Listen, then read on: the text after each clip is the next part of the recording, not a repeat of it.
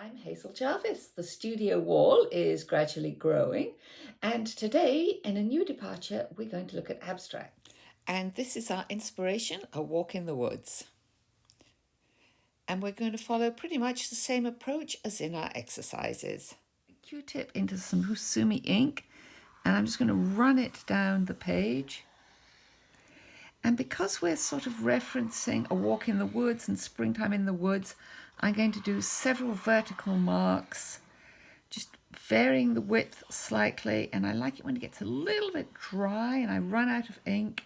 So it kind of looks like tree trunks, but we don't have to worry too much about it.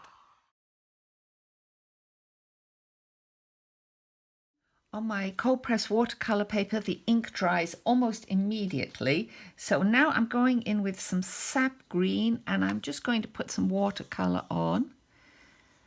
And you can see that the ink does not move. And again, I'm going in sort of long green strokes because I want to summon up that idea of walking in the woods on a beautiful spring morning. Now I'm going to go with a slightly darker green, which is my number 52. And I've put a tiny bit of blue in this. And I'm painting it on. I want to cover most of my page with watercolor paint, not all of it, but most of it. So working fairly thick, I'm going to add a little bit more. So at this point, annoying as it is, you're going to have to wait and let this dry. So most of this is now dry. So I'm going to mix up some very dark green and I'm going to put a little bit of indigo in. So my green is like a phthalo green, number 57. And my indigo, of course, is my favorite color, 67. And you're going to put in some very dark color. And you don't want too much, but it's almost as if you're looking through the woods and you can see areas of dark beyond the light. We want a pop of contrasting colour, so I'm going to use a coloured pencil, and this is Prismacolor. This is rose, and this is a light ultramarine, and this is a pink, but you could use any pinks and any purples, and I'm going to just scribble in some pink to give myself just some pops of colour. And I press pretty hard. At this point, I'm going to switch to gouache. So I've got a little bit of leftover green here, and I add some of my bleed-proof white or my permanent white gouache. And I'm just going to paint over all of the white sections and just paint them in so I don't have any white paper showing at all. And I like to go with the gouache now because it dries quickly. And just for the sake of balance, I'm going to put in a little bit of white just in the center here.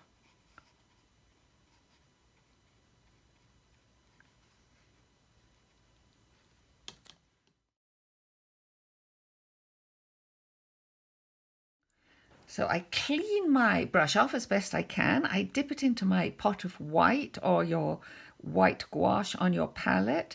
And you want it to be thick and creamy. And now we're just going to draw some shapes around areas in the painting that interest us. So I'm going to draw sort of some rectangles.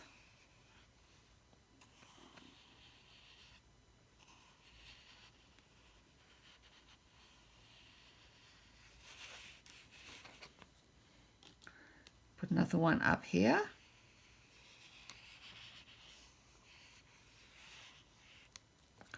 And then because I like to work in threes, we'll have one more over here. And again, you're going to wait and let that dry. I want to add a little bit more texture, so I'm going to take another coloured pencil and I'm going to start just scribbling in some of the areas that are sort of enclosed with my coloured pencil. I'm going to get a little bit of gold gouache and I'm just going to put some dots in to conjure up the magic of spring. And I don't know how well these are going to show up, but we'll do our best. As the white has dried, it's sort of melted into the painting a little bit. So I'm going to put a little bit more white just on this one. And I use it very dry.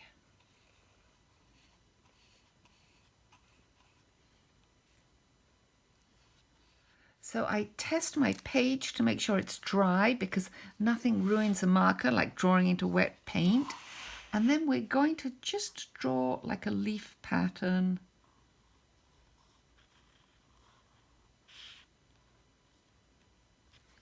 In some of the places.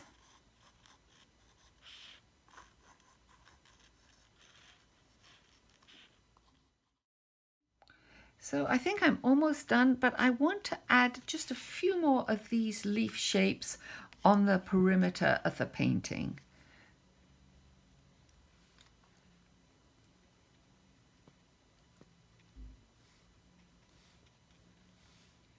You can keep going again. You can keep working in if you choose with a colored pencil, just adding darks or adding more texture. But I think it's important to take a break at this point, step back and decide whether or not you think it's finished, because often less is more.